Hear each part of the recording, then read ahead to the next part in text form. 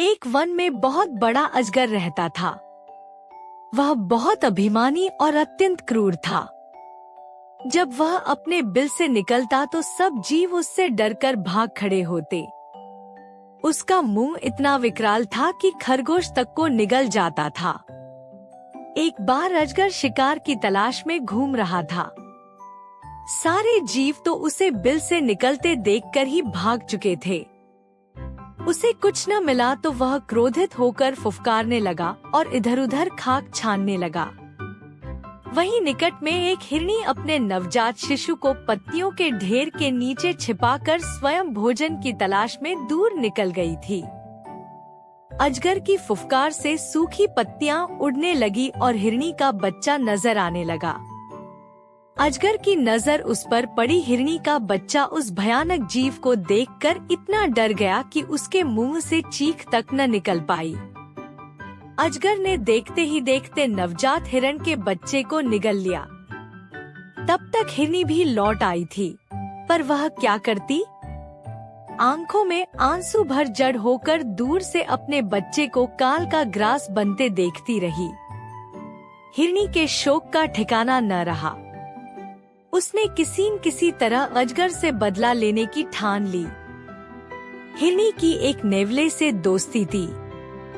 शोक में डूबी हिरनी अपने मित्र नेवले के पास गई और रो रो कर उसे अपनी दुख भरी कथा सुनाई। नेवले को भी बहुत दुख हुआ। वह दुख भरे स्वर में बोला, मित्र, मेरे बस में होता तो मैं उस नीच अजगर के 100 टुकड़े कर डालता। पर क्या करें, वह छोटा मोटा सांप नहीं है जिसे मैं मार सकूं। वह तो एक अजगर है। अपनी पूंछ की फटकार से ही मुझे अधमरा कर देगा। लेकिन यहाँ पास में ही चींटियां की एक बाम्बी है। वहाँ की रानी मेरी मित्र है। उससे सहायता मांगनी चाहिए। हिरनी निराश स्वर में विलाप किया। पर जब तुम्हारे जितना बड़ा जीव उस अजगर का कुछ बिगाड़ने में समर्थ नहीं है, तो वह छोटी सी चींटी क्या कर लेगी? नेवले ने कहा, ऐसा मत सोचो। उसके पास चींटियों की बहुत बड़ी सेना है। संगठन में बड़ी शक्ति होती है। हिरनी को कुछ आशा की किरण नजर आई। नेवला हिरनी को लेकर चींटी रानी के पास गया और उसे सारी कहानी सुनाई।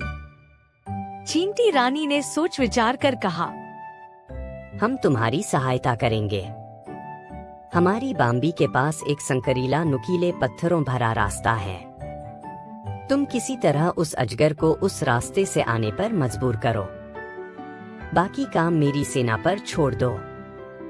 नेवले को अपनी मित्र चींटी रानी पर पूरा विश्वास था, इसलिए वह अपनी जान जोखिम में डालने पर तैयार हो गया। दूसरे दिन नेवला जाकर सांप के बिल के पास अपनी बोली बोलने लगा। अपने शत्रु की बोली सुनते ही अजगर क्रोध में भरकर अपने बिल से बाहर आया। नेवला उसी संकरे रास्ते वाली दिशा में दौड़ा। अजगर ने पीछा किया। अजगर रुकता तो नेवला मुड़कर फुफकारता और अजगर को गुस्सा दिलाकर फिर पीछा करने पर मजबूर करता।